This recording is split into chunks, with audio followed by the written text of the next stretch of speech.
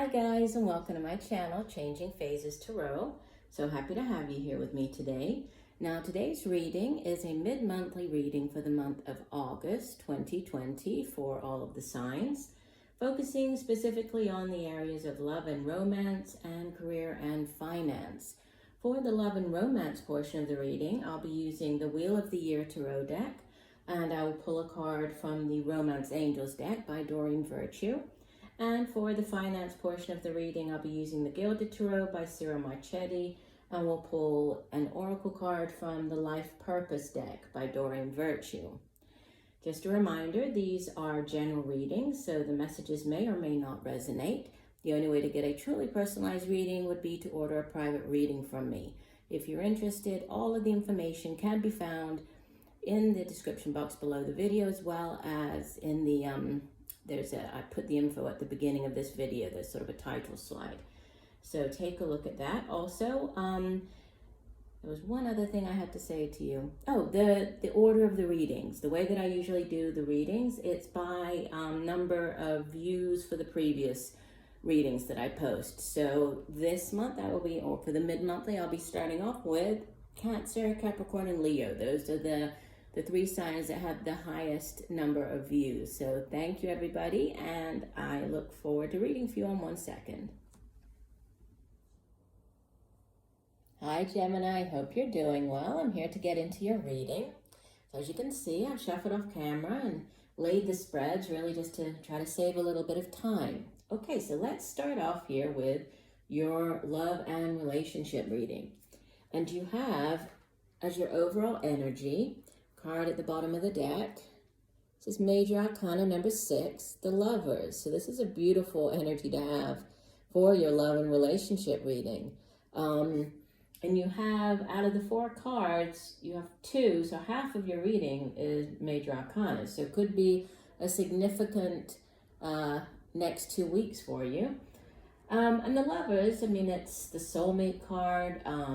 It's, in this particular deck, they show them doing this hand tying type of celebration. So, you know, this could be, if you're already in a relationship, this is you taking the relationship to the next level, getting engaged, getting married, moving in together, right? For others, this is that deep soulmate connection with another individual. And you know, the number 6 in the tarot, it's like that give and take. Think about the 6 of Pentacles. So this is, you know, this is when you're in perfect harmony with the other person. It's like you found, you know, it's you looking in the mirror, you found that soulmate connection. You know, both of you give of yourselves, both of you are very committed to the relationship. So it's a beautiful energy to have.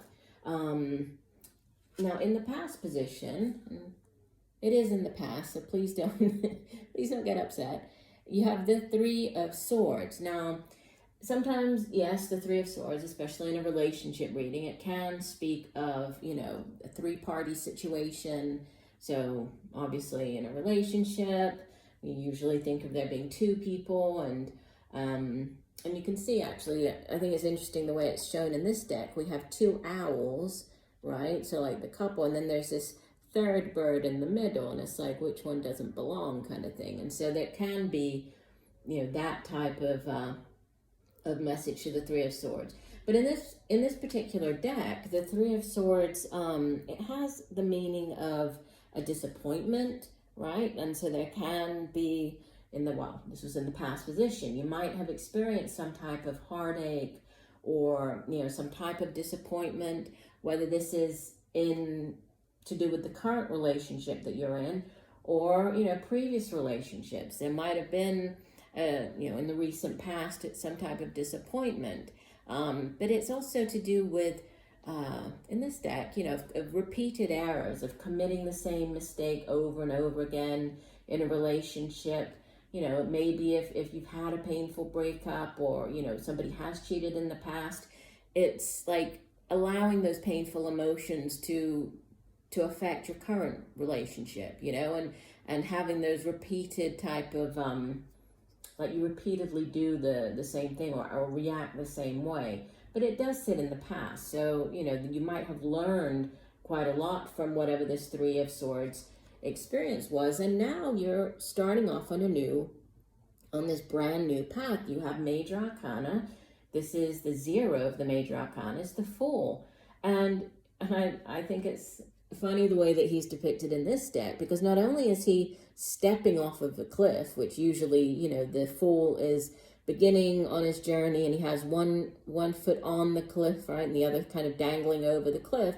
This one, he's inside of a circle, and he's not just stepping off. I mean, he's rolling off the cliff, and so he's more than just taking a chance here, right? He is just, it looks a little bit crazy the way that he's doing it, but he's trusting in this brand new beginning, and he has butterflies circling around him here, right? And he doesn't look at all worried. He is ready to just roll off the side of the cliff here to start a brand new relationship, to allow this brand new cycle to begin. And then you have in your future position the Queen of Swords. So this could be you, Gemini, showing up very much in your power here, because Swords energy is air energy. Obviously, you're an air sign. If this isn't you, this could be the person that you're dealing with, but I'm really picking up more this is just your energy. But if it's not, it could be, another Gemini, or it could be a Libra, Aquarius. And, she is, sometimes I think she gets kind of a bad rap, actually, because she might be referred to as like the divorced woman card, and she comes across, as being quite cold, and you can see in the way that she's depicted in this particular deck. I mean, she looks like the Ice Queen, right? That's what she looks like here.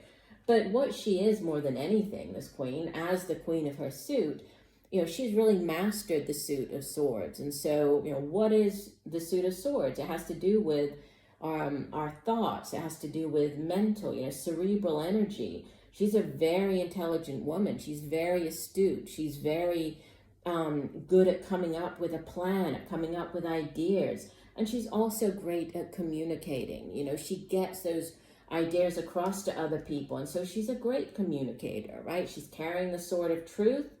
And she's very good at making whatever it is that she wants, or whatever it is that she wants to express. She's good at doing that.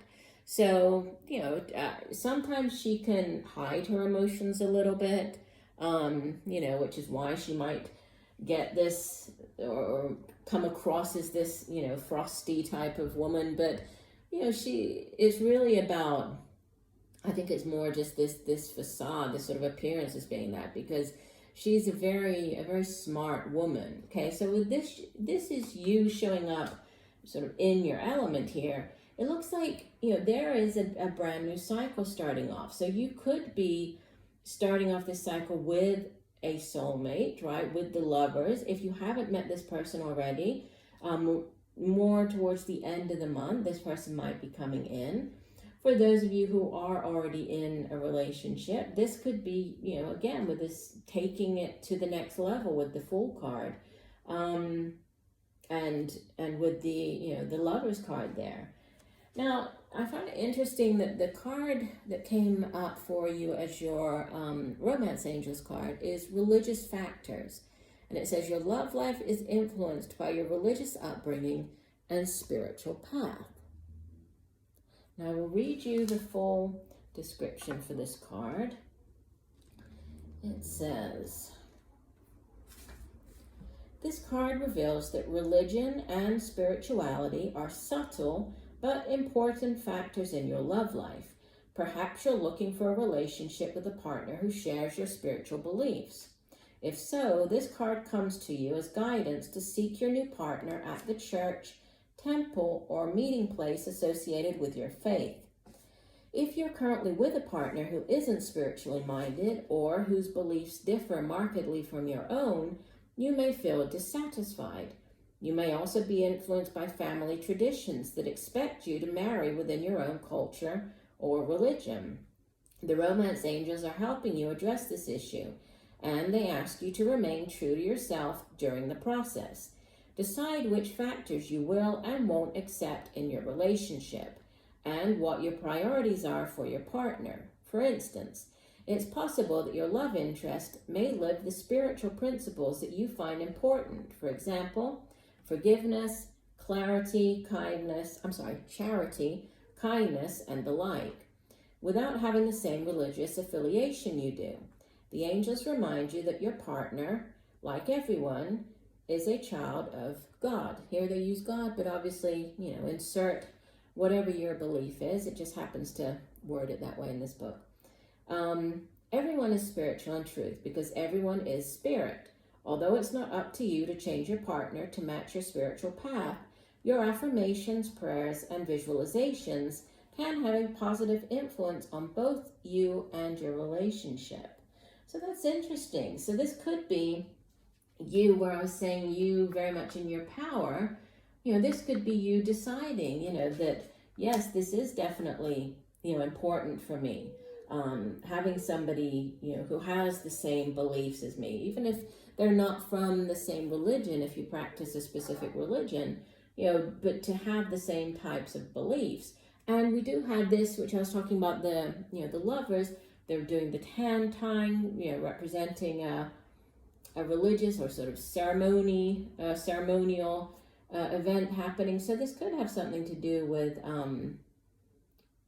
for some of you, obviously it won't be everybody, but marrying or looking to marry somebody who's not from your religion, right? And that might have been this disappointment in the past with the three of that's interesting. So it could have been that the person that you were involved with, that maybe they weren't accepted by your family, right? Maybe they were from they were different. There was from a different background, different religion, and now there's this like brand new cycle coming in for you, and you've decided that maybe this is important, that you have somebody who shares the same values and worldview and spirituality as you do.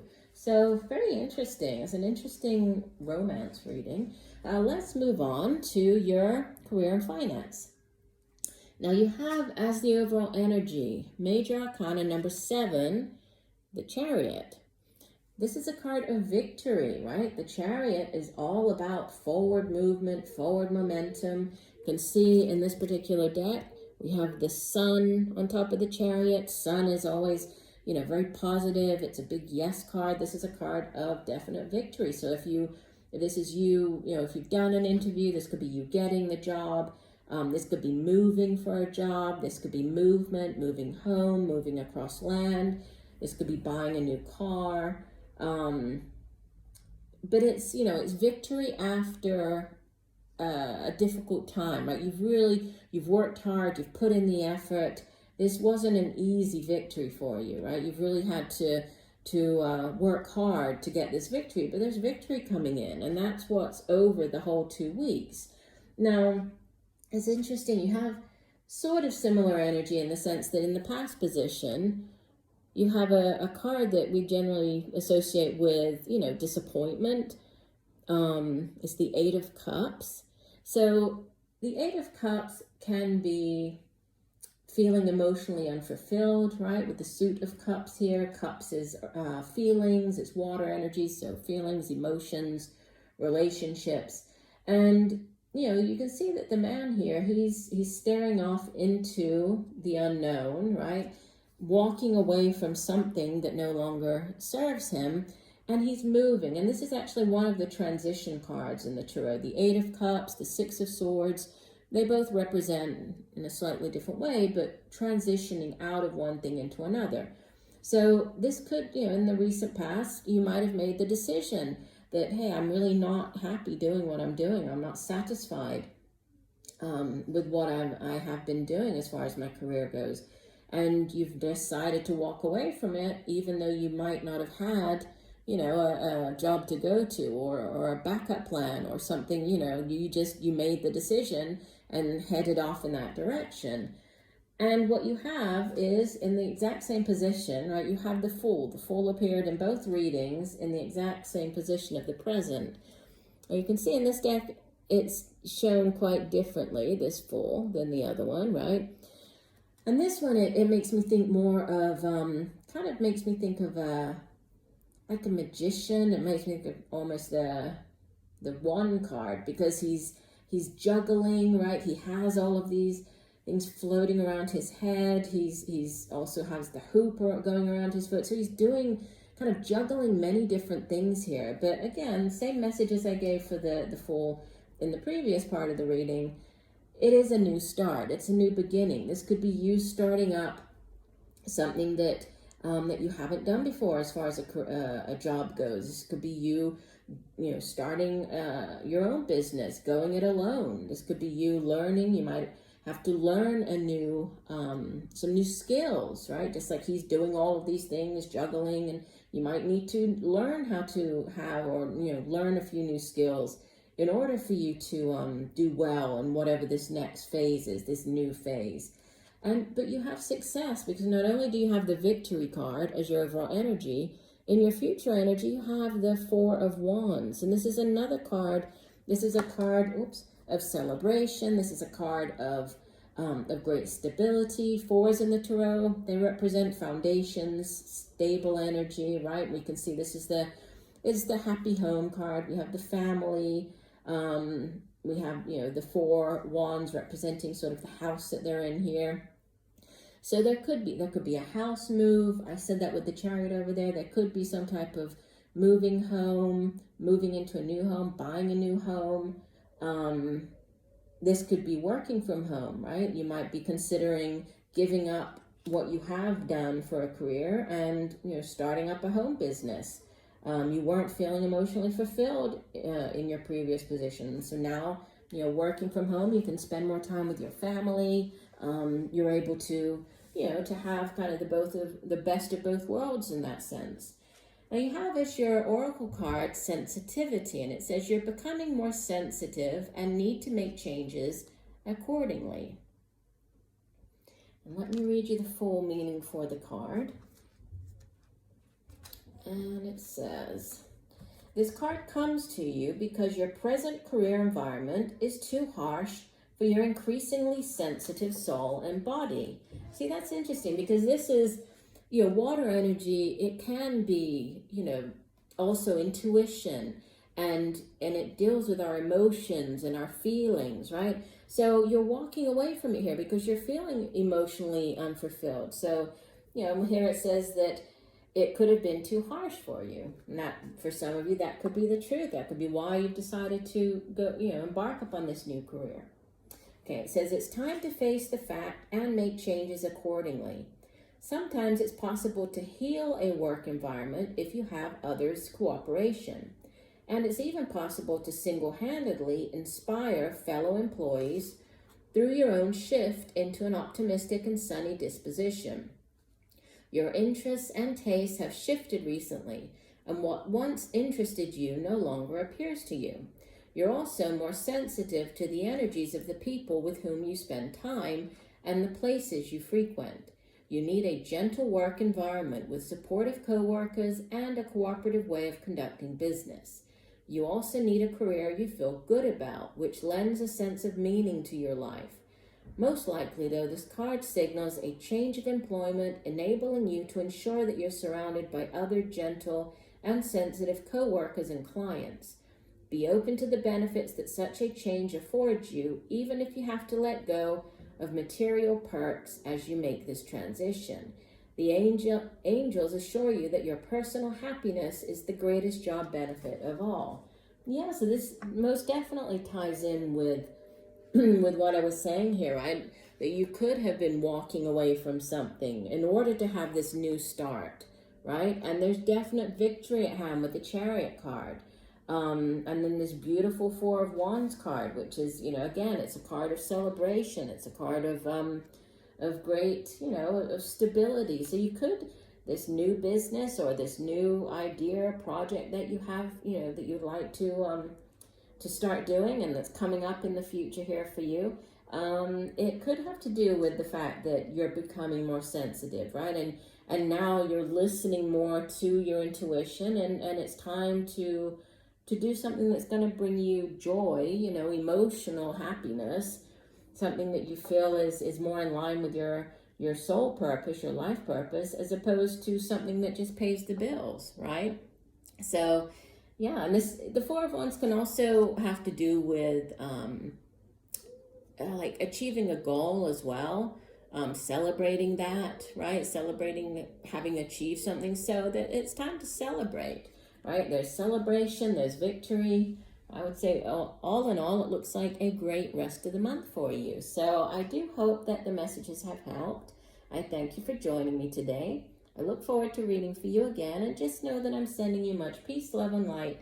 A wonderful rest of the month. Bye for now.